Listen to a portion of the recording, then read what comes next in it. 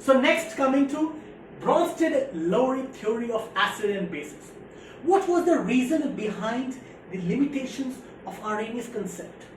Arrhenius could not explain why water was considered a neutral entity despite releasing both H plus and OH minus ions. Also, the limitation of Arrhenius' theory was that it was only limited to substances which were easily soluble or were using aqueous water medium as a solvent. Now, Bronsted and Lowry concept was related to exchange of protons rather than just aqueous medium. So, as per Bronsted-Lowry concept of an acid, the definition was any substance which released or donated a proton was termed as a Bronsted and Lowry acid. Now, how can we term that? And what basically is a proton over here? We have already studied in our junior classes that hydrogen is containing one proton and one electron. If somehow we excite out the electron, that is, if we remove this electron from hydrogen, it converts into H plus, hence it is only one proton species. Now, if we take an example over here, similar to the examples of Arrhenius, HCl was a Bronsted and Lowry acid since it released an H plus, and in form of H plus, it was basically releasing a proton. Similar to this, HNO3, which is known as nitric acid, it is the best oxidizing agent. It releases a single H plus and released nitrate ion. Similar to this, H2SO4, which released two H plus ions and released a sulfate ion. Now here again, releasing of H plus and two H plus, a different number of H plus, gave us an observation that all these acids had different strengths. But the basic difference was that here the species was not just releasing an H plus ion, but in fact it was releasing a proton. It means that Bronsted and Lowry concept related to exchange of proton between species. If we consider HCl as a strong acid, then the species which is released after its splitting is termed as a conjugate base. So for every strong acid, it releases H plus, which can be X in number, plus it releases another species which is termed as a conjugate base. Now here we can clearly see HCl is releasing a single H plus and Cl minus is its conjugate base. HNO3 is again releasing a single H plus, hence NO3 minus is also its conjugate base. H2SO4 is releasing two H plus ions, has sulfate SO4 2 minus is also its conjugate base. We have to remember that for every strong acid, the conjugate base is always weak in nature.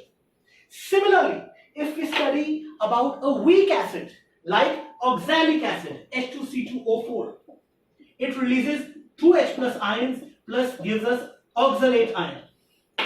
Here, oxalic acid is a weak acid. It does not easily dissociate. Hence, since it is a weak acid, its conjugate base is strong in nature. Its conjugate base is strong in nature. Arrhenius gave us the concept for a base that any substance which liberates OH minus was termed as a base. But what about those bases who don't contain an OH minus ion? Yes, my dear students, I am talking about other bases which do not contain OH minus but still act as a base. I am talking about a relevant example of ammonia, NH3. Now, ammonia gives the litmus test proving that it is basic in nature. It also gives the basic test on the universal indicator. So how can we prove that ammonia is a base since it does not have an OH minus ion. Bronsted and Lowry gave a concept which proved that ammonia was also coined as a base in the right manner. How? As per Bronsted and Lowry concept, any substance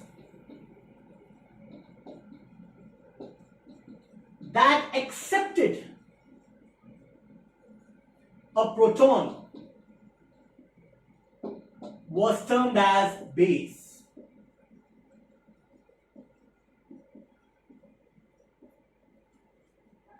Now, how can we implement it with number of examples? Let's see. Ammonia.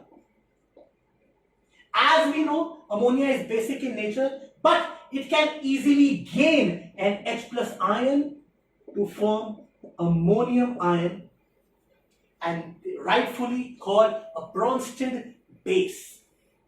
Ammonia has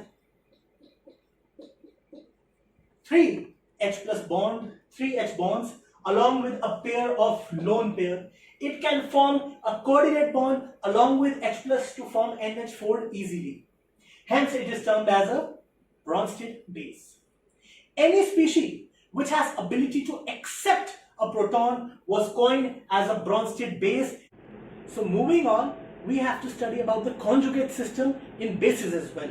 So if we take an example of ammonia, NH3, it can easily accept an H plus and forms NH4 plus. Now, since we know about the basic nature of ammonia and we know that it actually is a weak base, then after accepting a proton, it forms a conjugate acid. Now, if the nature of the initial base is weak, then its conjugate acid must be strong. And vice versa is also true. Now, in Arrhenius concept, we have studied that water was considered as a neutral species despite giving H plus and OH minus ion. What can we say about water as per Bronsted concept? If we study that water reacting with an acid forms Cl minus plus hydronium ion, which is H3O plus, and water on reacting with ammonia forms NH4 plus OH minus ion. Now here we can study that when water reacts with an acid, it behaves to give Cl minus and liberates H plus ion. If we see the reaction of ammonia with water, we can clearly say that ammonia is easily accepting a proton in presence of water. Hence, we can say that water, as per Bronsted, behaves both ways. It behaves as an acid as well as it behaves as a base. It neutralizes an acid and it neutralizes a base as well. Hence, water in Bronsted concept is known as amphoteric or amphiprotic species. Amphi means having a dual behavior. Moving further to Lewis' concepts of acid. Lewis was a third person who defined the theory of acids and base. And the basic reason was some kind of differences between Bronsted and Lewis, which implemented to Lewis giving the new theory. Lewis stated that any substance will behave as an acid if it accepts a pair of electrons. Any substance which accepts a pair of electrons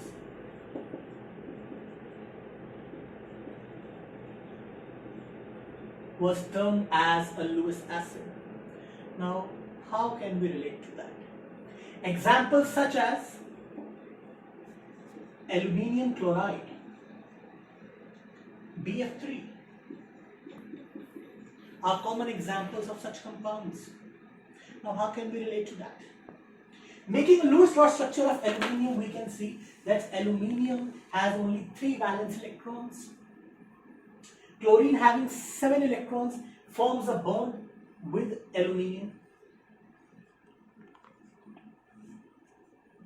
The outermost shell of aluminium is not fulfilled. Hence, we can say that it is an electron deficient compound. It is an electron deficient compound. To fulfill its octet, he can easily gain or accept a pair of electrons. Hence, it is termed as a Lewis acid. Aluminium chloride,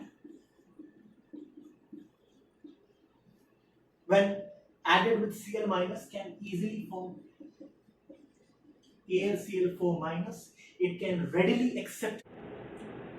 Moving further, Lewis concept for a base. Now, what exactly is a base as per Lewis? Lewis stated that any species which accepted a pair of electrons was termed as an acid. So, in reversal, he said that any substance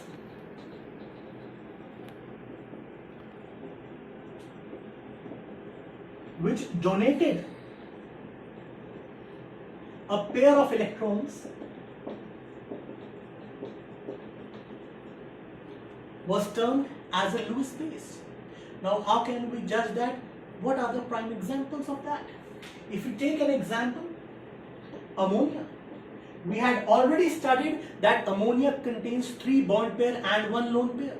It means that it can easily liberate a pair of electrons, hence it can be termed as a Lewis base.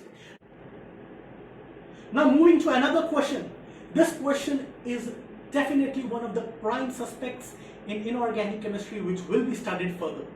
Now, this question arises something like this.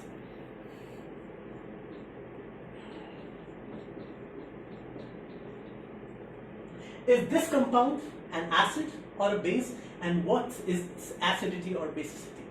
This compound will surely come in calculating the equivalent concept, which will be studied further.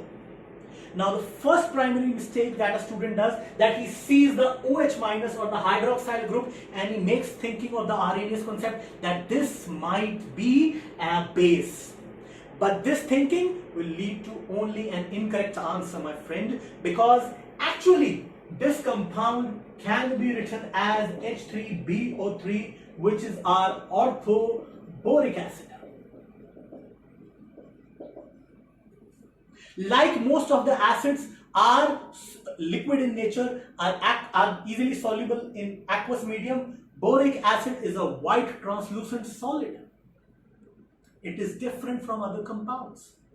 We see that H3BO3 contains 3 H plus ions. But how many ions does H3BO3 liberate? H3BO3 is only a monobasic acid. And why is it monobasic acid? Because on dissolving in water, it only liberates a single H plus.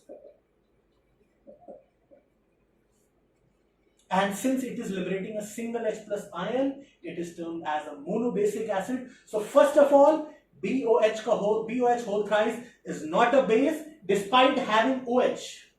It is orthoboric acid. It can be rearranged to be rewritten as this. Secondly, despite having 3H plus, it liberates only a single H plus ion and forms a metaborate ion, which will be studied further as per the structure, and it is a monobasic acid. This misconception should be eliminated from your brain before solving.